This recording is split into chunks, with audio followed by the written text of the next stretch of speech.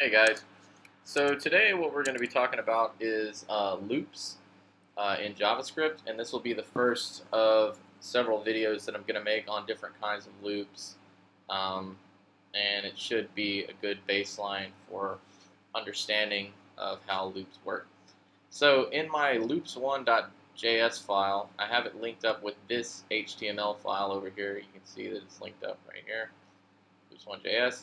And then on my HTML file, I have three different unordered lists. I have football teams, basketball teams, and hockey teams. Then down here, I have a div called test with an ID of test. And then in my JS file, I have two separate arrays, one of authors and one of works. Okay, so let's start working with loops. So let's say, for example, that we wanted to get the authors in this array to display into this test div, right? Seems fairly simple. First thing we would have to do is set up a variable for this div, and we've done this before.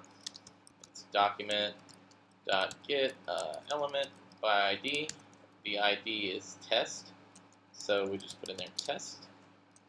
So right now in this variable div, we're pointing to this div with an ID of test. So div document.getElement by ID test. Okay, cool. So let's say that we wanted to do div and we wanted to put in this HTML right here, this array right here. The way we do that is, and we've done this before, div.enter HTML, and then we could set that equal to, how do we call elements in an array? Well, we just do the array name, authors, and then we pass in the element number, the element index number. The first one would be 0. So if you save that and then open it, index.html. Okay, cool. So it gives us John LeCare after all three of our unordered lists of teams, right? Here's our three unordered lists of teams, and then here's our test, and it's passing in this element. Well, what if we wanted more than one element? Well, you would have to take this, and then it's kind of janky, do like that, and then you would have to switch the element number, so we'd go to 1. Oh wait, now that sucks. You'd have to add a plus right here to add to that. Okay, well now you'd have to add a break statement right here.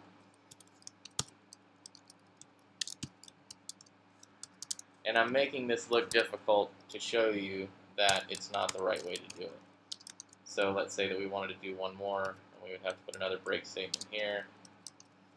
And then after that, we would have to copy that, put it there. The only thing that we're changing is the element number, the index number. So that seems like a lot of repeating. It doesn't seem to be a dry code, and it's kind of a ugly pain in the butt to get elements this way. So whenever you start doing this, you start repeating yourself, and you start having a lot of different code that's right there that's repeated. Then you can be like, oh, okay, cool, maybe I should use a loop for all of this. So let's figure out how to do that. So we have our div element that's pointing to this. So basically what we want to do is loop through all of these things and put them in there. And it would save us a lot of time, energy, and effort in writing code. So let's do it like this. Say we have our test element right here, and then we could set up another variable of I, and we could set that to 0. This I is going to just be an incrementing variable. I named it I, you can name it whatever, but I usually fits for variables that increment by a certain number. So we have this variable of I, and we have this variable of div. So we can go while I is less than authors is the array that we're going to be working with, authors.length. So while this I is less than the authors.length, the length of that array, we want to do something. What is it that we want to do?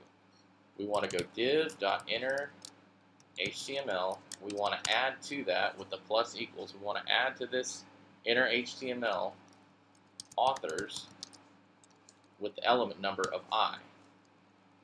And then that I, we're going to post increment it every time. So the way that this loop is working is it's saying while, and oh yeah, let me just tell you this real quick. So with a while loop, and that's one of many loops, you'll have a condition, and as long as that condition is true, it's going to do some code that you write in right here. Okay, so with the while I is less than authors.length, it's going to take the div, which is this, it's going to put the inner HTML, it's going to add to that the element of authors I. We start at I at 0, so first it's going to add John LeCare. It'll add that element here. Then after that line is completed, it will go I++, which will increase this 0 to 1.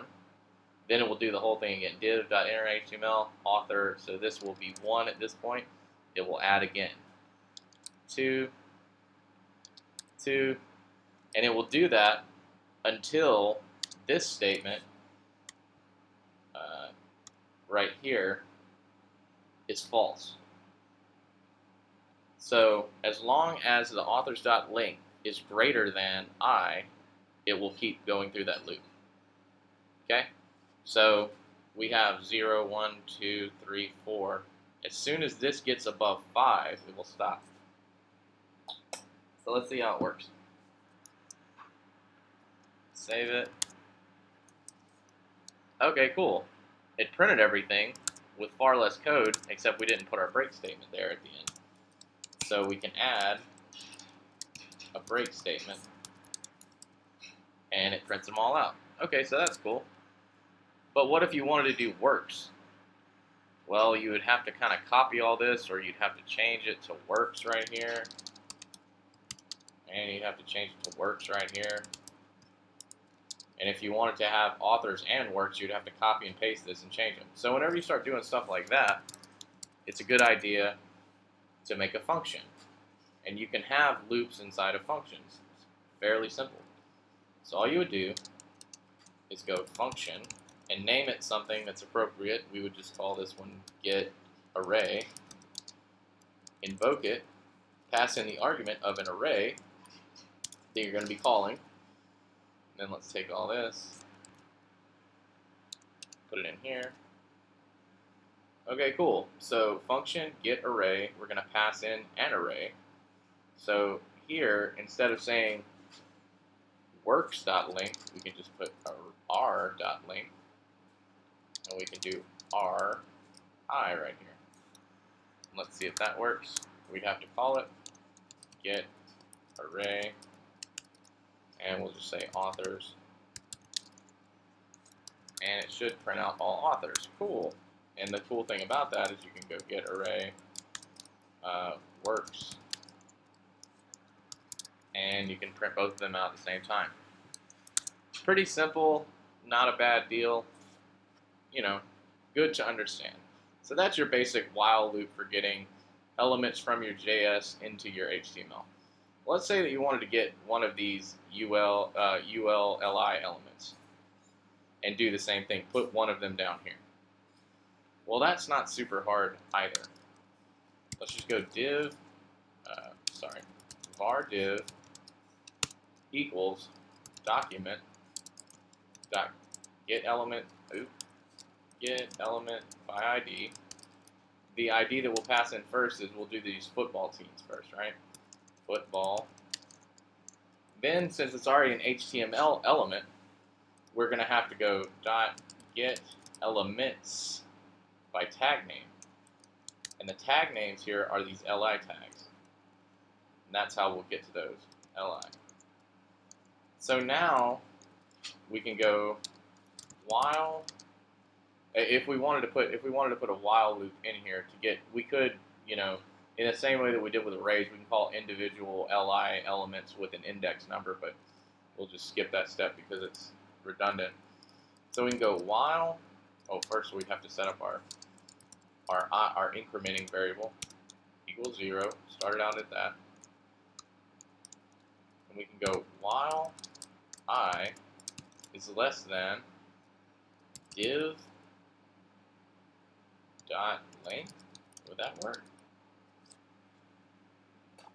That totally won't work. We should name this something different because we're getting confused with just having a div. So let's call this teams. That makes more sense. Teams, because what we're talking about is these teams li elements. As long as I is less than teams.length, that makes a lot more sense. What do we want to do?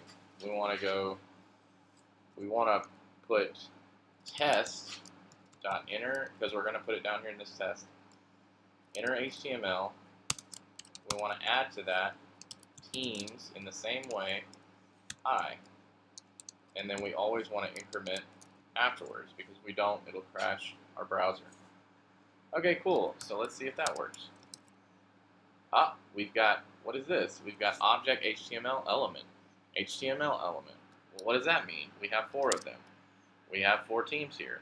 So each one of these is represented, the object that it represents is an HTML element. HTML li element, rather. Okay, so how do we get to the actual text instead of that? All you have to do is put in here .enter HTML, because that's what you're wanting. And we'll go ahead and throw in our break statement right here at the end as well. BR, save it, run it. Okay, cool. So if we wanted to switch, we could go football, hockey, get all the hockey teams, basketball, get all the basketball teams. But if we wanted to do more than one, again, we would have to repeat ourselves. So here's a good time to do a function. So we just do function, and we call it get teams. Then we can, we'll have to invoke it. The argument that we'll pass in will be the ID name, because it's dependent on this ID is which list that we're going to target. So we'll do ID name is the argument that we pass in, and then we're going to want to do something. Let's take all this right here, and let's put it in here. So we have get element ID. We'll pass in the argument here instead of that. ID name. We'll get the list items from this ID name, and then we'll run our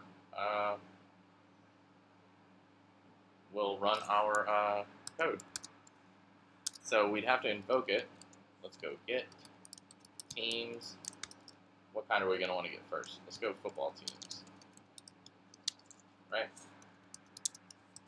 And it puts football teams. So if we want to do get teams, and we do basketball. Oops. Golly goose. Basketball. And we'll do hockey as well. Right? So it should print out all of them. Cool, and it does.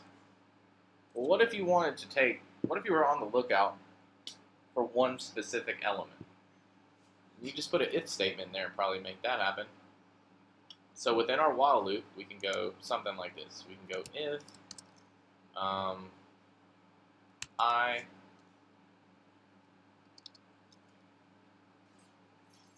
let's think about this. What would be a good example? Let's say that we really like the Cowboys, right? And we wanted to make sure that when that shows up, we say, hey, yo, this is like my favorite team. I mean, I don't like the Cowboys, but, you know, whatever. I live in Texas, so. Let's say if we go teams dot teams I dot inner HTML is equal to Cowboys, then we're going to have test.inner HTML. We're going to want to add to that, man, this team sucks, and then we'll have Cowboys right here, right? Let's see if this works. Okay, cool, it popped up. So, Panthers, Bills, man, this team sucks. Cowboys. We can actually put the right here. Man, this team sucks. The Cowboys. So, that's basics of, you have function calls, loops, if statements within loops, functions within loops, I'm sorry, function calls that trigger loops, getting arrays into HTML elements. We covered a lot of stuff in this video, but this is just the first of several loops videos that I'm going to do. So if you get this and you understand it, just move on to the next one, and the next one they'll get slightly more complicated. Cool, cool.